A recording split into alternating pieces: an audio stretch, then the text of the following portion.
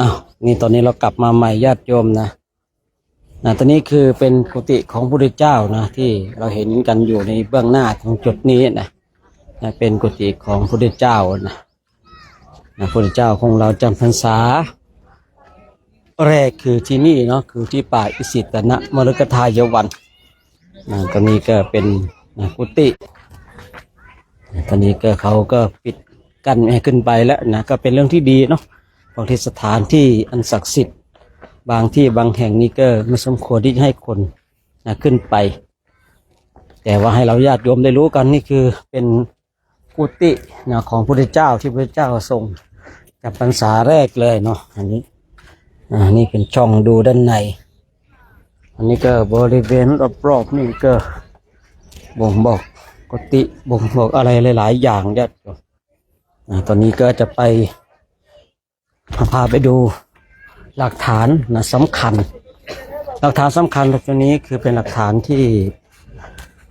ทำให้เราชัดเจนในเรื่องของว่าสถานที่ตรงนี้เป็นสถานที่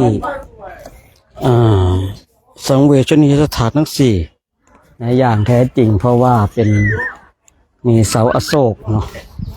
นี่คือเสาอโศกนี่ก็ตรงนี้ก็อย่างที่เห็นอันนี้คือหลักฐานที่เรา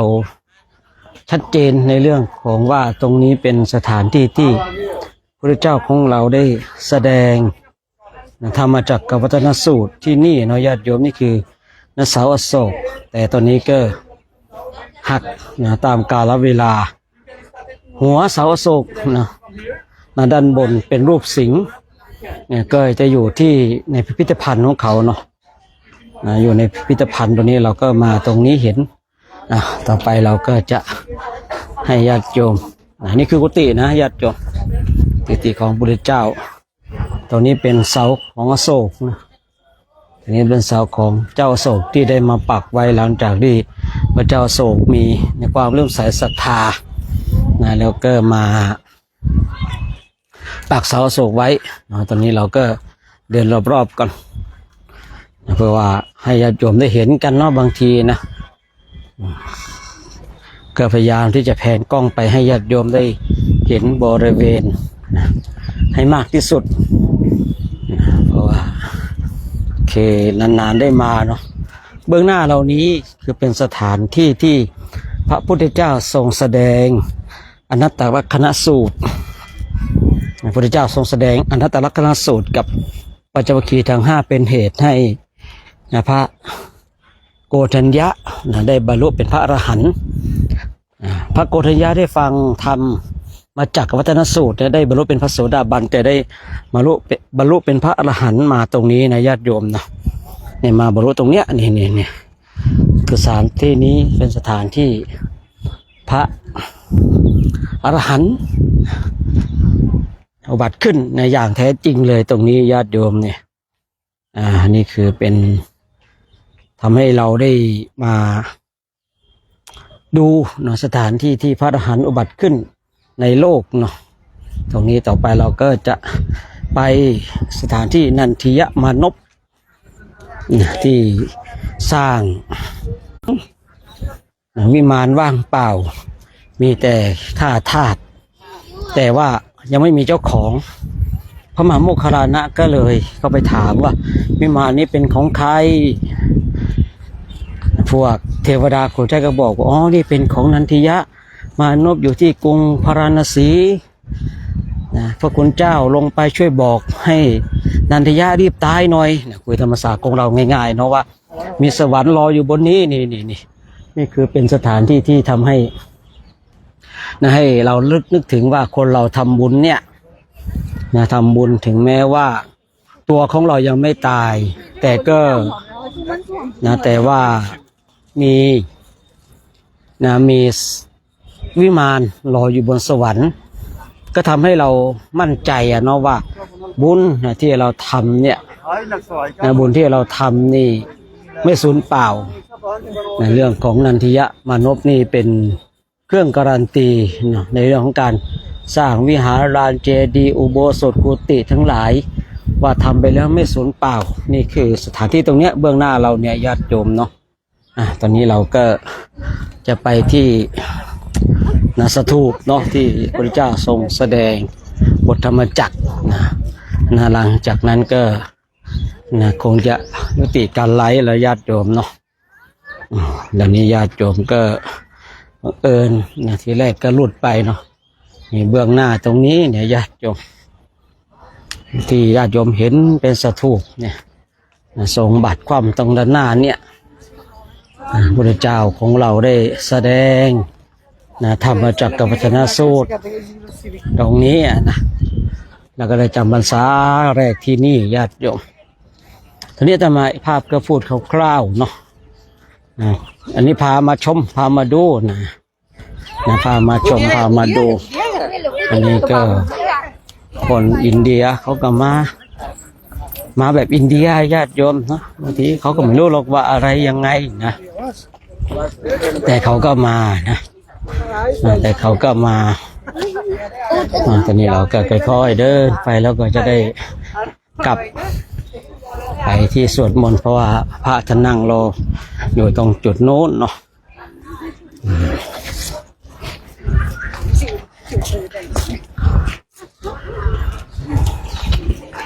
ให้ญาติโยมได้ไปใกล้ๆเลยเนาะ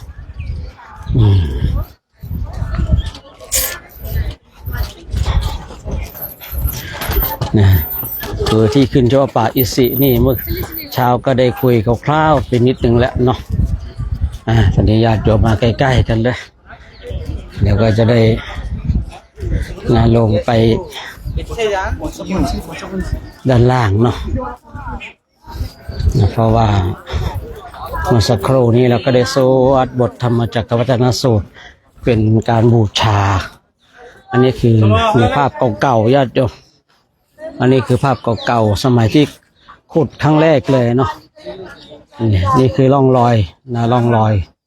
ที่ขุดที่แรกเลยญาติโยมนะอันนี้ปางปฐมเทศนานี่เสาอโศกนี่เสาอโศกที่ตั้งอยู่ในพิพิธภัณฑ์นะอันนี้ก็คือมีร่องรอยของเทพเจ้าเนาะร่องรอยของเทพเจ้าอันนี้คือนี่โอ้โหใหญ่มากเลยญาติโยมนะใหญ่มากเลยตอนนี้ก็เป็น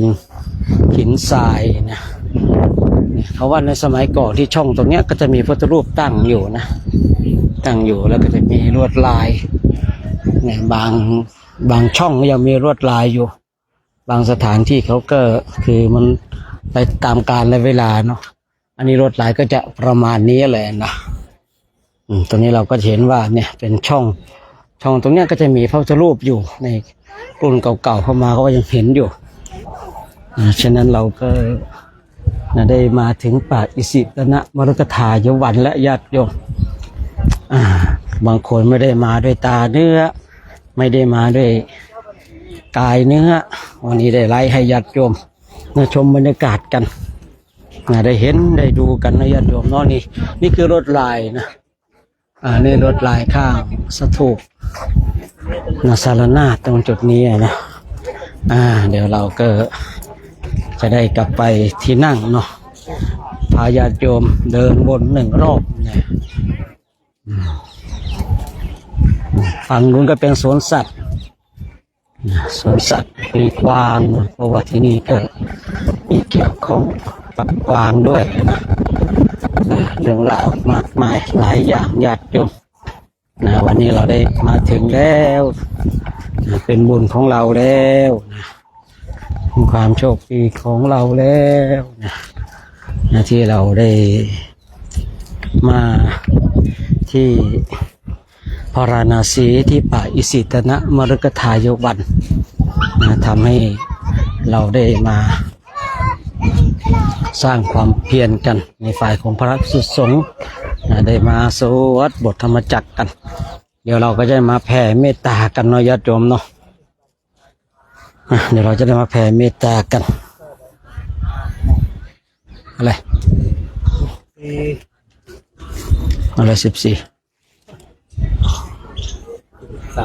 อะไร13 14ไม่ได้บอกวันนี้ว่ามา6 คนนะที่มันได้ว่าสแกนตัวแค่ใบเดียว